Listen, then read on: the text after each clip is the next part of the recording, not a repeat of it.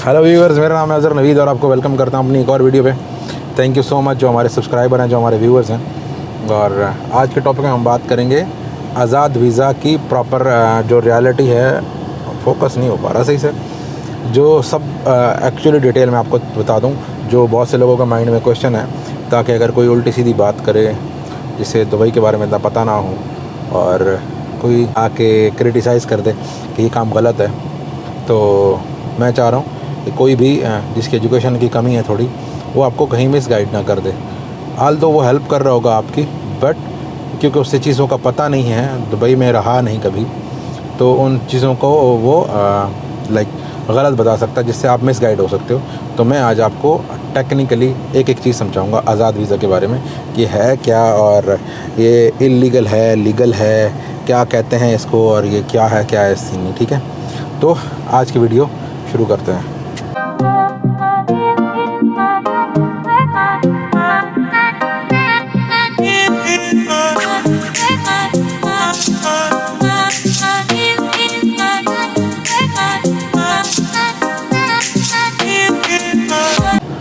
तो बॉस, बात कुछ ऐसे है कि बहुत से इक्का दुक्का को ये लग रहा है कि आज़ाद वीज़ा एक्चुअली इलीगल है और ये एग्ज़िस्ट नहीं करता। तो मैं कुछ चीज़ें एक्सप्लेन करना चाहता हूँ। जो लोग दुबई में रहते हैं उनको पता होंगी, या फिर जिनकी कंपनीज़ हैं, जो कंपनीज़ के ओनर्स हैं, उन्हें पता होंगी। एम्प्लॉयज़ को एक्चुअली नहीं पता होती, या फिर विजिटर्स को नहीं पता होती। जो यहाँ पे अपना काम करते हैं उनको ही पता होती है। सीन ऐसा है कि अगर आप यहाँ पे आज़ाद वीज़ा लेते हो तो एक्चुअली उसको आज़ाद वीज़ा कहा नहीं जाता। ठीक है, तो उसका एक्चुअल रियल नेम ये नहीं है। यहाँ आज़ाद वीज़ा नाम की कोई चीज़ एग्जिस्ट नहीं करती। पहले भी बहुत सारी वीडियोस में बता चुका हूँ। जो चीज़ एग्जिस्ट करती है वो है visa, visit visa, employment visa. उसके बाद एम्प्लॉयमेंट वीज़ा में भी डिफरेंट टाइप आ जाती हैं, विज़िट वीज़ा में भी डिफरेंट टाइप आ जाती हैं। ठीक है, जब एक कंपनी आपका वीज़ा लगा देती है और अगर आप वहाँ पे काम नहीं करना चाहते तो दो ऑप्शन होती हैं। एक ऑप्शन ये होती है कि आप उस कंपनी से कैंसिल करा के नए कंपनी वीज़ा लगा दें। जब आप कैंसिल कराते हो तो आपके पास 30 डेज़ का टाइम होता है नई कंपनी में वीज़ा लगाने के लिए। वही अगर आप उस कंपनी वाले को बोलते हो कि भाई मैं यहाँ काम नहीं करना चाहता, आपका जो वीज़ा का ख़र्चा हुआ है वो आप मेरे से ले लो और मुझे NOC दे दो, मैं बाहर काम कर लूँगा, वो बाहर काम कर लेता है। ठीक है, इसको आज़ाद वीज़ा, अपना वीज़ा, फ्रीलांसर वीज़ा, 100 नाम दे दो, कर लेंगे।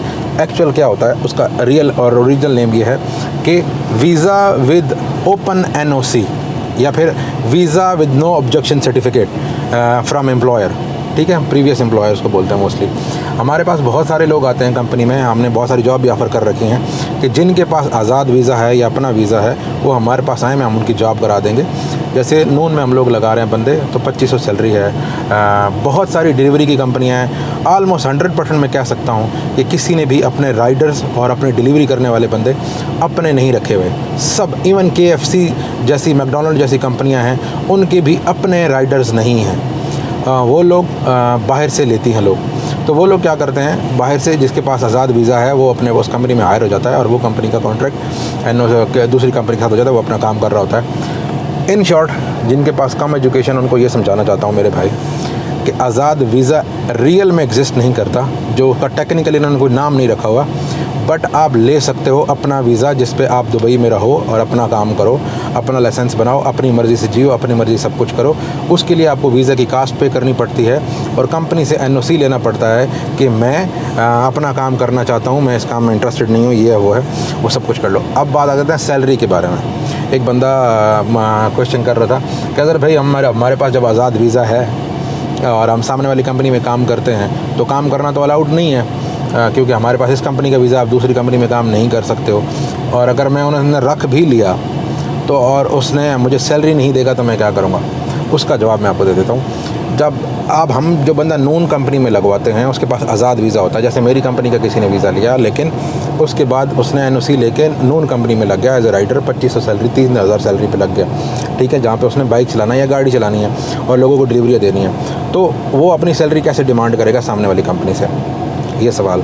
अगर वहाँ कंपनी वाली कंपनी में काम करता है और छापा पड़ जाता है तो ये बात सच है, उस कंपनी को 50,000 दिरहम का फ़ाइन होता है। ये बात को थोड़ा मैं अब सिंप्लीफाई करता हूँ।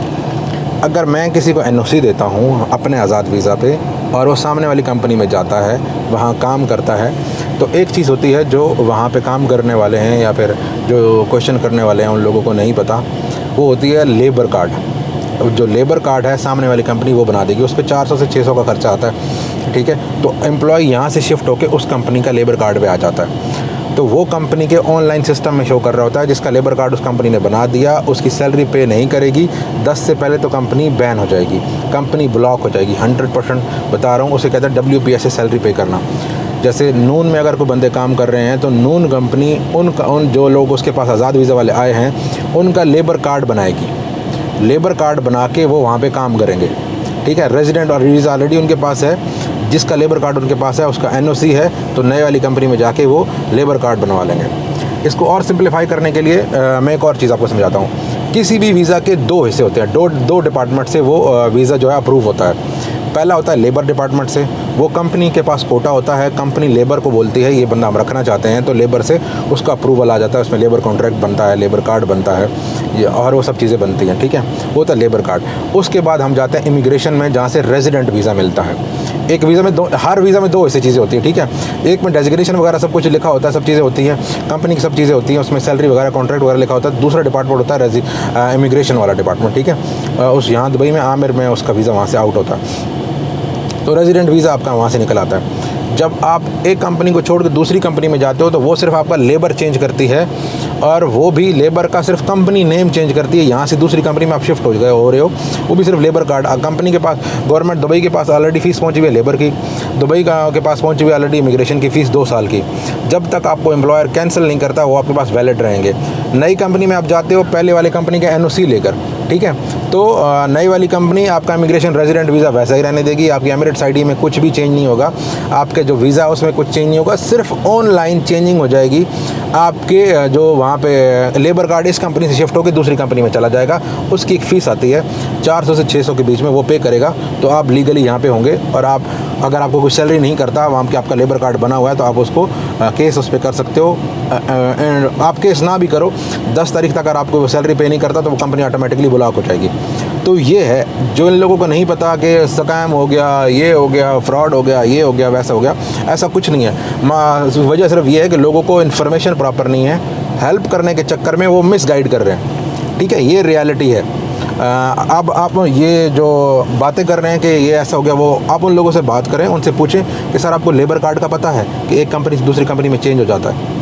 वो बोलेंगे नहीं हमें नहीं पता, हम तो भाई दुबई कभी कभार गए भी नहीं हुए, तो हमें तो ऐसे ही पता है। बोलेंगे मैंने किसी से पूछा था, ये वो है।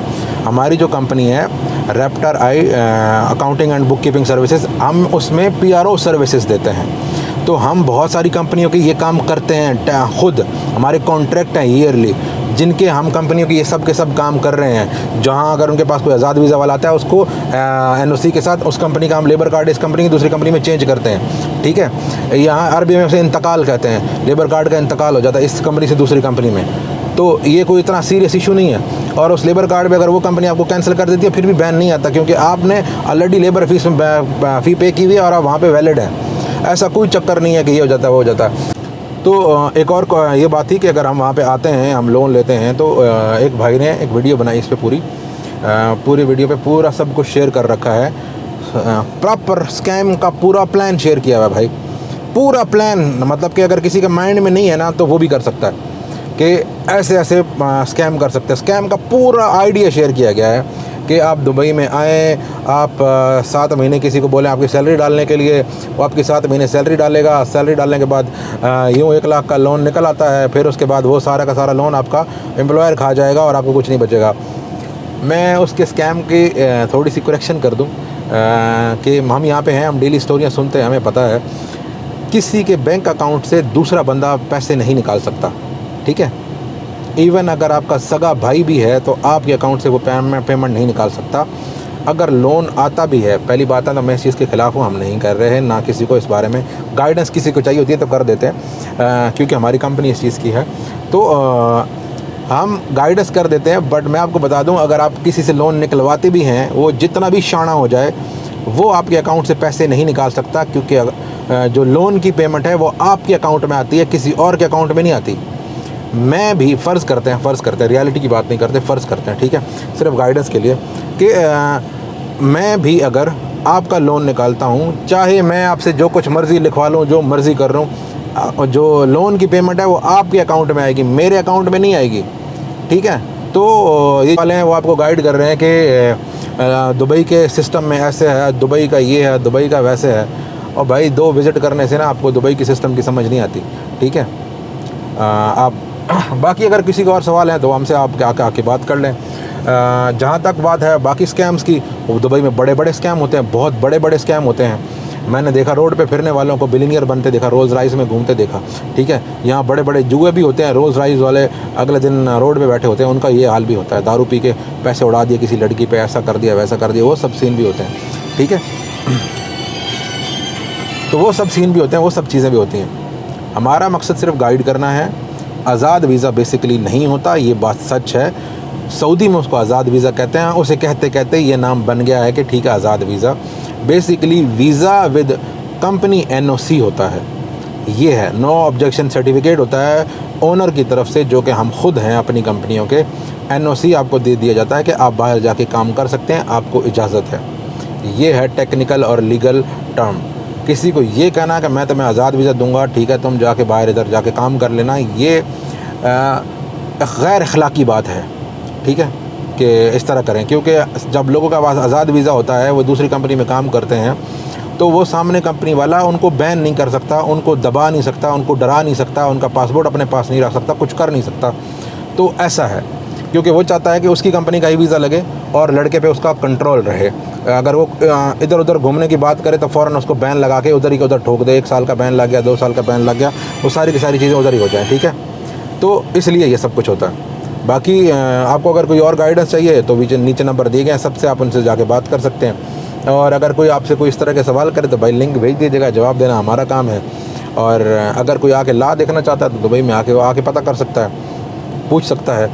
किसी और PRO का नंबर निकाल लें गूगल से, किसी भी PRO का नंबर निकालें, सर्च करें, किसी PRO का होगा तो उससे आप पूछिए कि अगर मैं अपना वीज़ा लेके NOC ले लूँ और दूसरी कंपनी में काम करना क्या अलाउड है, वो आपको बताएगा हाँ अलाउड है, और वो दूसरी कंपनी आपके लिए NOC बनाएगी। मोस्टली जो आज़ाद वीज़ा लड़के लेते हैं वो काम करने के लिए भी लेते हैं, लेकिन मोस्टली उनका प्लान में ये होता है कि मैं यहाँ पे आके ड्राइविंग लाइसेंस बना लूँ, ड्राइविंग लाइसेंस बनाने के बाद मैं बाहर काम कर सकूँ और मुझे किसी किस्म की रुकावट ना आए, और यहाँ पर अपना काम कर लूँ, बैंक स्टेटमेंट बना लूँ, बाहर जाने का जो प्लान है वो कर सकूँ, किसी ने क्रेडिट कार्ड लेना है, सब चीज़ें करनी है, वो सब चीज़ें कर सकूँ। सब लोगों के ये प्लान होते हैं। मेरा भी मोस्टली गाइडेंस यही होती है, अगर आप यहाँ पे आते हो तो आज़ाद वीज़ा लें तो ड्राइविंग लाइसेंस के लिए लें, अपने कारोबार के लिए लें, अपने रहने के लिए लें, अपनी सब चीज़ों के लिए लें। और आज़ाद वीज़ा एक्सपेंसिव होता है, नॉर्मल जो वीज़ा हैं उनसे एक्सपेंसिव होता है। उसकी रीज़न ये है कि आप 2 साल दुबई के रेजिडेंट वीज़ा पे आ रहे हैं और आपको कंपनी का NOC है, आपको किसी भी चीज़ की कोई रुकावट नहीं, कोई मना नहीं, कोई कुछ भी नहीं। ठीक है, बाकी अपनी दुआ में याद रखें और भाई के लिए दुआ करते रहें। और अगर कोई इस तरह का सवाल करता है तो भाई उसको ये लिंक सेंड कर दें कि भाईजान ये कुछ बात कर रहे हैं, इसके बारे में आप क्या कहते हैं। नेक्स्ट वीडियो मुलाकात होगी, इजाज़त दीजिए। अल्लाह हाफ़िज़ एंड ईद मुबारक।